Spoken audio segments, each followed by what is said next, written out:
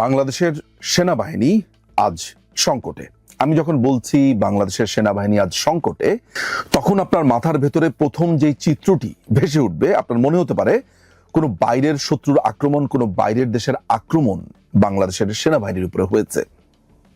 কিন্তু এই কথাটি খুবই অবিশ্বাস্য হলেও সত্যি যে কিছু হোমগ্রোন টোকাইয়ের বাচ্চা, কিছু হোমগ্রোন রাজাকারের বাচ্চা আজকে বাংলাদেশ সেনাবাহিনীকে প্রশ্নবিদ্ধ করতে চাইছে।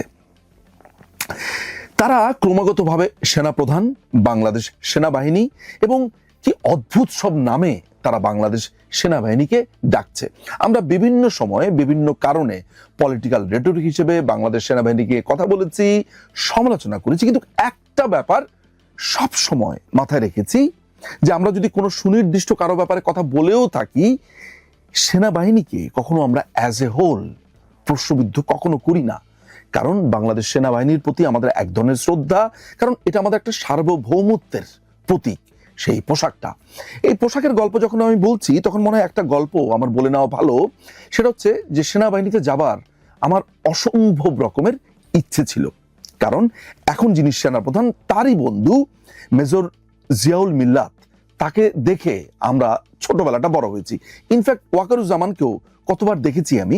কিন্তু কথাটা যেটা হচ্ছে সেটা হচ্ছে যে এই যে ছোটবেলাতে থেকে একজন সেনাবাহিনীর অফিসারকে দেখে সেনাবাহিনীতে যেতে চাওয়া, এটাই সেনাবাহিনী। অর্থাৎ এই পোশাকটার প্রতি ভালোবাসা, ভালো লাগা।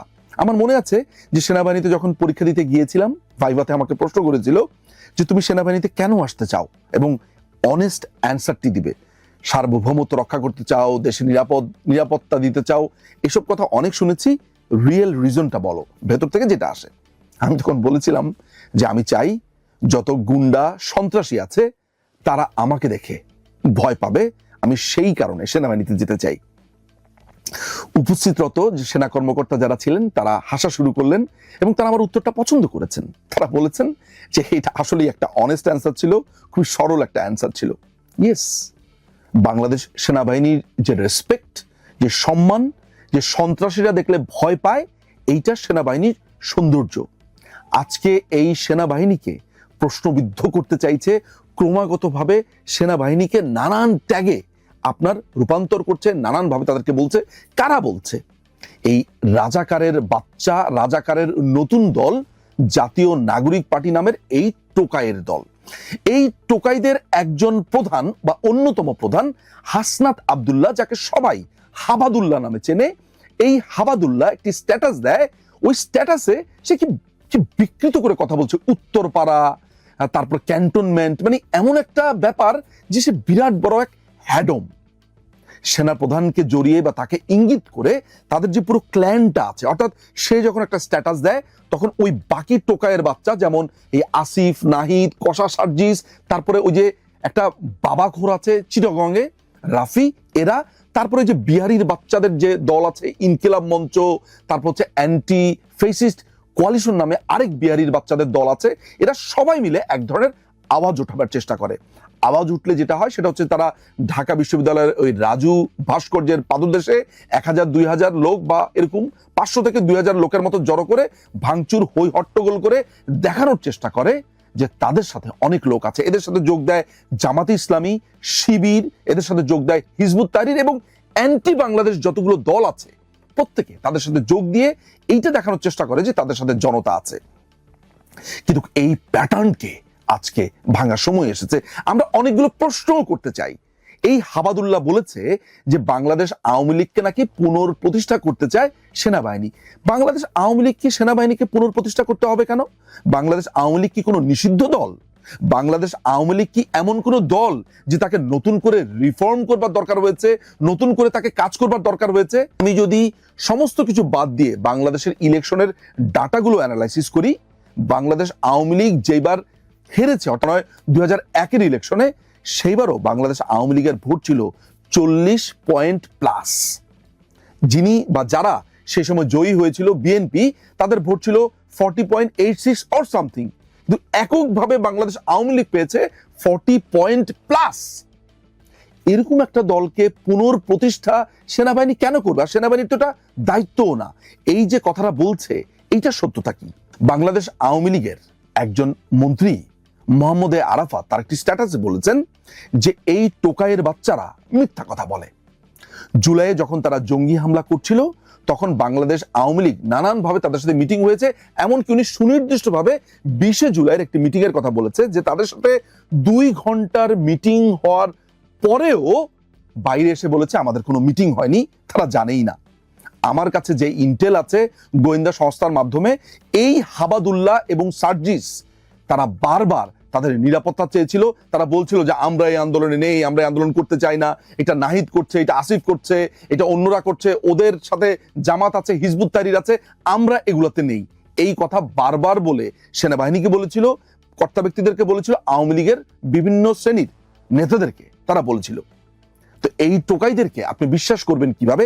সবচাইতে বড় ব্যাপার হচ্ছে যে এই টোকাই বলছে তার সাথে আরো নাকি অনেকেই ছিল। কারা ছিল? কোন আর্মি অফিসারের সাথে কথা বলেছে, কোন জেনারেলের সাথে কথা বলেছে, এবং বাংলাদেশ আওয়ামী লীগের ব্যাপারে সেনাবাহিনী কথা বলতে যাবেই বা কেন? ইয়েস, সেনাবাহিনী প্রধান একটি ইনক্লুসিভ ইলেকশনের কথা বলেছে। সেনাপ্রধান একা তো ইনক্লুসিভ ইলেকশন চাননি, ইউরোপিয়ান ইউনিয়ন চেয়েছে, আমেরিকা চেয়েছে, ইন্ডিয়া চেয়েছে, পৃথিবীর বড় বড় দেশগুলো, বড় বড় শক্তিধর দেশগুলো, ডেমোক্রেটিক দেশগুলো, তারা বলেছে যে বাংলাদেশে একটি ইনক্লুসিভ ইলেকশন হতে হবে। বাংলাদেশ আওয়ামী লীগ তো বাংলাদেশে কোনো নিষিদ্ধ দল নয়। বাংলাদেশ আওয়ামী লীগের কি বাংলাদেশে রাজনীতি করবার অধিকার কখনো হারিয়েছে?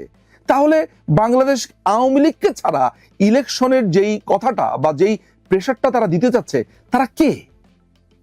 এবং এই কথা বলে বাংলাদেশ সেনাবাহিনীকে সাধারণ জনতার এই মুখোমুখি করতে যে চাইছে, উদ্দেশ্যটা কি? যারা বাংলাদেশ সেনাবাহিনীকে প্রশ্নবিদ্ধ করতে চাইছে, এই তারাই সেমিনারে বলছে যে মুক্তিযুদ্ধের সময় যারা পাকিস্তানের পক্ষে ছিল, যারা মুক্তিযোদ্ধাদেরকে হত্যা করেছিল, তাহলে তাদের অবস্থান ঠিকই ছিল। এইটা প্রকাশ্যে বলেছে। তারা প্রকাশ্যে এও বলেছে যে 71-এর ঘাতক, নরঘাতক দেলোয়ার হোসেন সাঈদীর যে বিচার হয়েছে, এই বিচারের প্রেক্ষিতে তারা আওয়ামী লীগের নেতাকর্মীদের উপরে প্রতিশোধ নিতে চায়। তারা বলেছে যে এই সাঈদীর বিচারের প্রেক্ষিতে তারা আওয়ামী লীগের নেতাকর্মীদেরকে ফাঁসি দিতে চায়। এই পাকিস্তানি, এই রাজাকারের বাচ্চারা আজকে সেনাপ্রধানকে সাধারণ মানুষের সামনে মুখোমুখি করেছে এবং এমন একটা অবস্থাতে নিয়ে যাচ্ছে যে যেন বাংলাদেশটা একটা লক হয়ে গেছে। এই টোকাইয়ের বাচ্চারা কাকে ধমক দেয়? সেনাবাহিনীকে। সেনাবাহিনীকে ধমক দিয়ে তারা কি প্রমাণ করতে চায়? অ্যান্টি ফেসিস্ট কোয়ালিশন নামের আরেকটা বিহারির দল আছে, যারা শাহবাগে দাঁড়িয়ে বলছে মোল্লা তেরা খুন সে ইনকিলাব আয়া হে, অর্থাৎ যুদ্ধপরাধী কাদের মোল্লার রক্ত বেয়ে নাকি বিপ্লব এসেছে। এই টোকাইয়ের বাচ্চারা আজকে সেনাবাহিনীকে ধমক দিচ্ছে। এই সেনাবাহিনী আমাদের কাছে একটা শৌর্য বীর্যের প্রতীক ছিল এবং আছেও। এই সেনাবাহিনীকে রাস্তার 2 পয়সার টোকাইরা যখন ধমক দিচ্ছে, যখন তারা 200-300 লোক জড়ো হয়ে সেনাবাহিনীকে দেখিয়ে দিবে, গুড়িয়ে দিবে, ক্যান্টনমেন্ট শেষ করে দিবে, পুড়িয়ে দিবে, এগুলো বলছে, তখন আমাদের সেনাবাহিনী চুপ করে কেন? আমরা বাংলাদেশ সেনাবাহিনীর সাথে আছি, থাকবো। ইয়েস, সেনাবাহিনীকে নিয়ে সমালোচনা করেছি, সে সমালোচনা করব এবং সেটা যৌক্তিক সমালোচনা। কিন্তু সেনাবাহিনীকে গুড়িয়ে দেব, সেনাবাহিনীকে পুড়িয়ে দেব, ক্যান্টনমেন্ট শেষ করে দেব, এই সাহস এই বাংলাদেশে এরা পেল কোথায়? এবং বাংলাদেশ সেনাবাহিনী এখনই তাদের সুবর্ণ সুযোগ যে তাদের এই পোশাক, তাদের এই ডিসিপ্লিন বাহিনীকে যারা প্রশ্নবিদ্ধ করেছে, তাদেরকে কঠিন জবাব দেবার। এই 2 টাকার ফকিন্নির বাচ্চারা বাংলাদেশ সেনাবাহিনীকে এইভাবে অপদস্থ করছে, অপমান করছে, এবং একজন বাংলাদেশের নাগরিক হিসেবে প্রতিনিয়ত সেটা সহ্য করছি। কেন সহ্য করব? বাংলাদেশ সেনাবাহিনীর কোনো জেনারেল নাই, বাংলাদেশ সেনাবাহিনীর major, colonel, junior officer, senior officer, তারা এগুলো দেখে না। আমি বুঝি না, তাদের খারাপ লাগে না? আমি যদি একজন সাধারণ নাগরিক হিসেবে আমার এত খারাপ লাগতে থাকে, আমার ভেতরটা জ্বলে পুড়ে যেতে থাকে, তাহলে সেনাবাহিনী খারাপ লাগে না? তাদের তো পোশাক, তারা তো চাকরি করছে। এই 2 টাকার 2 পয়সার এই কুত্তাগুলা তারা যখন এইসব কথাবার্তা বলছে, এই 2 টাকার এই টোকাইগুলো যখন সেনাবাহিনীর দিকে আঙুল তুলছে, তখন তারা বসে বসে কি করছে, কি দেখছে, কি চায়, আর কি দেখতে চায় তারা? সেনাবাহিনীকে নামিয়ে কোথায় নিয়ে এসেছে? সেনা প্রধানের সাথে বাংলাদেশের প্রত্যেকটা মানুষ আছে, প্রত্যেক লোক আছে। আমি মনে করি সেনাবাহিনী নিশ্চয়ই এই টোকাইয়ের বাচ্চাদের উচিত শিক্ষা দিবে। সাধারণ জনতা সেনাবাহিনীর সাথে আছে, সেনাবাহিনী সাধারণ জনতা ভাই ভাই। এটাই হোক আজকের স্লোগান।